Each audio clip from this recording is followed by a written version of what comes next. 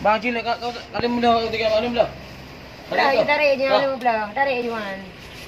Oksigen kosong ibu. Oksigen kosong. Memang oksigen kosong ibu. Oksigen kosong, Bu. 5 minit masak kabeh. Kalau oksigen kosong. Apa-apanya?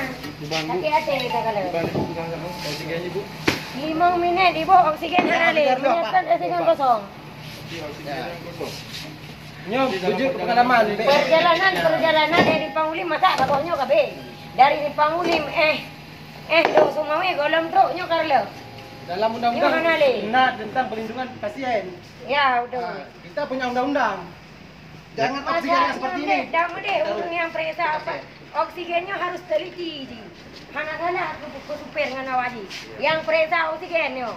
Masa itu dah oksigen ananya. Lah oksigen lah mentang umur ya bang. Mandi dari jarak jauh mereka ganyan. Kani pegang mentang karela oksigen. Tajak mata ke lain lah. Betul Bang. Sangat kita sesalkan Bang seperti ini sikap pihak rumah sakit.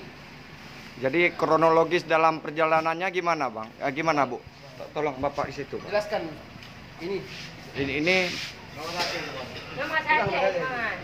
Kipan kejadian bang di saat perjalanan menuju rumah sakit Jenderal Abidin. Dalam truk bagok bang kan 2 harga kan lah oksigen bang. Kan tabok oksigen habis. Truk bagok habis oksigen dah tabok. Tabok tu lah. Itu dia.